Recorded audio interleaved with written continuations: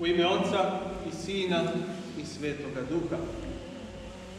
Nalazimo se u blagoslovenim danima Božićnoga posta, kada naša crkva svoju djecu, svoje članove priprema za veliki i najradosniji praznik rođenja Gospoda našega Isusa Hrista.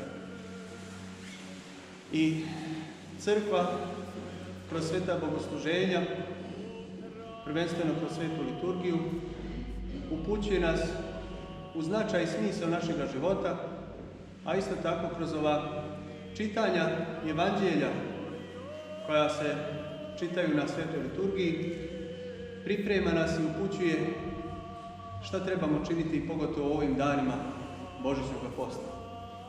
Tako i danas u čitanju evanđelja po apostolu Luki čuli smo o značajnim djelima i o izuzetno velikom učenju Gospoda našega Isusa Hrista. Gospod Isus Hristos često puta je praktikovao da uzvišene istine evanđelja prenosi i objašnjava narativno, to jeste kroz priču. Pa i danas čusmo priču o milostivom Samarijanu, kojom Gospod naš Isus Hristos upućuje nas na milosrđe kao jednu veoma značajnu vrlinu, a isto tako upućuje nas da znamo ko je naš bližnji. I tako reče Gospod, jedan čovjek krenuši iz Jerusalima u Jerihon, presretoše ga razbojnici, svukoše ga, izbiše ga, zadaše mu rane i polumrtva ostaviše. Tim putem prohođaše jedan jevrejski sveštenik i prošavši ne pomože čovjeku koji biješe u nevolju. Zatim dođe i prođe Levit koji također učini isto i na kraju čovjek koji nije pripadao tom narodu, Samarjanin. Samarjani su bili mješavina Jevreja i mnogobožaca koji su bili odbačeni od samih Jevreja, nisu se voljeli. On zastade, obavi rane čovjeku, zali ih uljem i vinom, posadi ga na svoju životinju i tako ga odvede u jednu gostionicu, predade gostioničaru njega, zamoli da ga pripazi, ostavi mu 2 dinara i dodade ako šta bude još više od toga potrošio, namirit ću kada se budem ponovo vratio. Priča izuzetno divna. Vidimo milosrđe, ali ono što je još značajnije je to što je ova priča puna simbolike. A tu simboliku prepoznao je sveti Jovan Zlatoust, koga smo nedavno praznovali. Pa on kaže, Jerusalim jeste raj iz ove priče Jerihon, ovozemaljski svijet. Putnik, čovjek, jeste grešni Adam koji bješe izgnan iz raja, a u njemu oličen sav ljudski rod.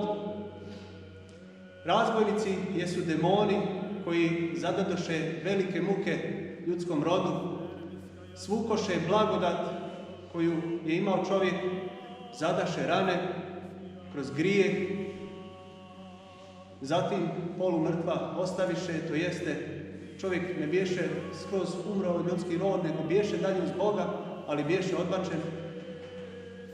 Dolaziše zakoni Božji, Mojsijev zakon, dolaziše proročki spisi, proročka kazivanja, ali ne moguše pomoći ljudskom rodu.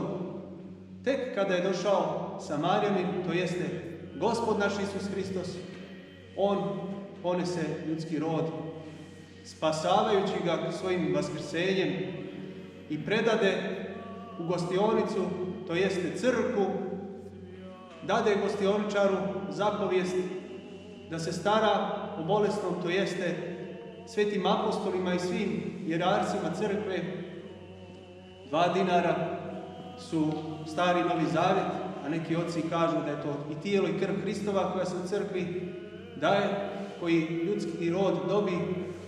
I reče Gospod, ako što više potroši, ja ću namiriti kada ponovo dođem, a to je drugi dolazak Hristov, kada će Gospod uvjenčati blagodatnim vijencem Carstva Nebeskoga sve one koji budu njega poštovali i voljeli.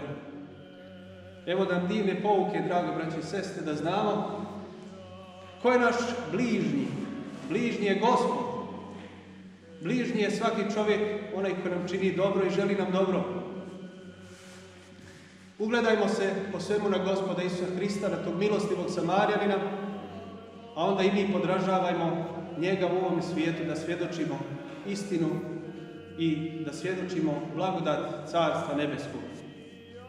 Evo ponavljam kako tu crkva divno u ove dane posta naglašava da činimo milosrđe, da ne budemo nemilosrdni, nemilostivi, nego da obratimo pažnju na sve one kojima je potrebna pomoć.